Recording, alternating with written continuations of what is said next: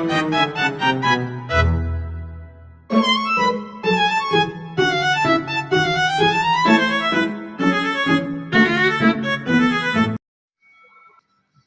warahmatullahi wabarakatuh. Perkenalkan, nama saya Gilan Jusisio dengan NPM 22101062. Hari ini saya akan menjelaskan apa itu asuransi. Pernah nggak sih terpikir bahwa hidup itu penuh kejutan? Ada kejutan yang bikin tersenyum, tapi ada juga yang bikin dompet langsung menjerit. Kadang tiba-tiba sakit dan harus dirawat, atau mobil menyerempet pagar, atau kadang bisnis yang kena resiko yang tak terduga. Nah, di titik inilah peran pahlawan finansial kita muncul, yaitu asuransi. Tapi asuransi itu bukan sekedar bayar premi lalu klaim. Di balik itu ada aturan main dan payung hukum yang kuat. Saya akan mengajak teman-teman membedah apa itu hukum asuransi dengan cara yang santai, mudah dipahami, tapi tetap bernas dan mendalam. Nah, sekarang kita masuk ke dasar dulu. Apa sih sebenarnya asuransi menurut hukum? Kalau kita buka kitab Undang-Undang Hukum Dagang atau KUHD, tepatnya pasal 246, asuransi atau pertanggungan didefinisikan sebagai suatu perjanjian. Sederhananya begini, ada dua pihak. Pihak pertama adalah penanggung, biasanya perusahaan asuransi, dan pihak kedua adalah tertanggung, kita sebagai nasabah. Nah, kita membayar sejumlah uang yang disebut premi kepada penanggung. Sebagai imbalannya, penanggung berjanji akan memberikan ganti rugi jika terjadi peristiwa terduga yang menimpa kita sesuai perjanjian. Jadi, ada tiga kata kunci. Satu, perjanjian, pengalihan risiko, dan ganti rugi. Inilah konsep dasar transfer risiko secara legal melalui asuransi. Lalu, apa aja sih dasar hukum asuransi di Indonesia? Apakah hanya KUHD? Tentu tidak. Hukum asuransi di Indonesia terus berkembang. Selain KUHD yang merupakan peninggalan kolonial, namun asas-asasnya masih relevan, kita juga punya payung hukum yang lebih modern, yaitu Undang-Undang Nomor 40 Tahun 2014 tentang perasuransian. Di dalam Undang-Undang Nomor 40 Tahun 2014 tentang perasuransian adalah dasar hukum utama penyelenggaraan asuransi di Indonesia yang bertujuan memberikan kepastian hukum dan perlindungan bagi pemegang polis.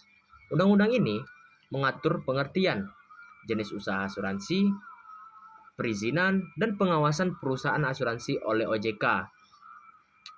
Kewajiban perusahaan asuransi untuk menjaga kesehatan keuangan dan bersikap transparan, perlindungan hukum bagi pemegang polis, sanksi administratif, dan pidana bagi pelanggaran.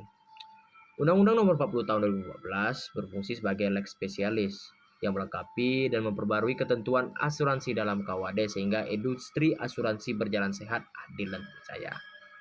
Nah, undang-undang ini sangat penting karena mengatur agar industri asuransi berjalan secara sehat, transparan, dan melindungi kepentingan konsumen. Di samping itu, terdapat pula berbagai peraturan dari OJK atau Otoritas Jasa Keuangan yang mengawasi praktik asuransi dalam keseharian. Jadi, asuransi itu bukan bisnis sembarangan. Legalitas dan pengaturannya sangat kuat. Nah, berikut adalah bagian yang paling krusial dalam hukum asuransi. Terdapat beberapa prinsip dasar yang wajib dipatuhi. Jika prinsip ini dilanggar, perjanjian asuransi bisa batal demi hukum. Nah, apa saja prinsip tersebut? Yang pertama ada insurable interest atau kepentingan yang dipertanggungkan. Kita hanya boleh mengasuransikan sesuatu apabila kita memiliki kepentingan di dalamnya. Contoh, saya boleh mengasuransikan mobil saya sendiri, tapi saya tidak bisa mengasuransikan mobil tetangga yang tidak ada kaitannya dengan saya. Sebab jika mobil tetangga rusak, saya tidak mengalami kerugian finansial secara langsung. Yang kedua, ada utmost good faith atau itikat sangat baik. Prinsip ini adalah pondasi utama. Penanggung wajib jujur dalam menjelaskan produk asuransinya. Sementara tertanggung harus jujur mengenai kondisi objek yang diasuransikan. Misalnya memiliki penyakit bawaan, tapi mengaku sehat total saat mengajukan asuransi. Adalah bentuk pelanggaran prinsip ini dan dapat berimplikasi hukum.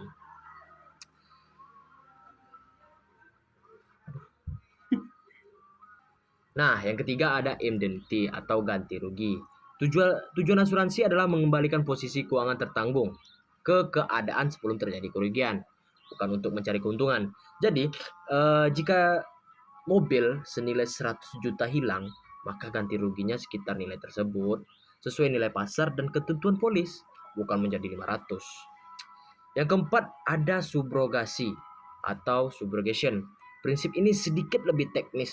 Jika perusahaan asuransi sudah membayar ganti rugi atas kerugian kita, misalnya mobil kita ditabrak orang lain, maka hak untuk rugi kepada pihak penabrak berpindah kepada perusahaan asuransi. Dengan demikian kita tidak menerima dua kali pembayaran atau dari asuransi dan dari pihak penabrak sekaligus. Yang kelima, ada kontribusi atau contribution. Prinsip ini berlaku kalau suatu objek yang sama diasuransikan di beberapa perusahaan sekaligus. Kalau terjadi kerugian, perusahaan-perusahaan asuransi itu akan patungan sesuai porsi masing-masing untuk membayar klaim. Jadi total ganti rugi tetap sebatas kerugian nyata, tidak berlipat-lipat nyata karena hanya karena polisnya banyak. Yang keenam, ada proximate cause atau sebab utama atau penyebab dominan. Dalam klaim asuransi, penting untuk melihat apa penyebab utama atau penyebab terdekat dari kerugian. Hanya kerugian yang disebabkan oleh risiko yang dijamin dalam polis yang bisa diganti. Misalnya, kalau polis hanya menjamin kebakaran, tapi kerugian terjadi karena perang atau kerusakan yang lain, maka klaim bisa ditolak. Yang terakhir ada principle of loss minimization atau kewajiban minimalkan kerugian. Tertanggung tidak boleh pasif dalam membiarkan kerugian makin parah. Secara hukum dan moral kita wajib berusaha sewajarnya untuk mengurangi untuk mencegah kerugian yang lebih besar. Jadi bukan karena udah diasuransikan lalu kita cuek. Nah, itulah beberapa prinsip yang saya jelaskan kepada teman-teman semuanya. Sebagai penutup, bisa kita tarik benang merah bahwa hukum asuransi hadir untuk memberikan kepastian dan perlindungan. Ia mengatur keseimbangan, hak dan kewajiban antara kita sebagai nasabah dan perusahaan asuransi.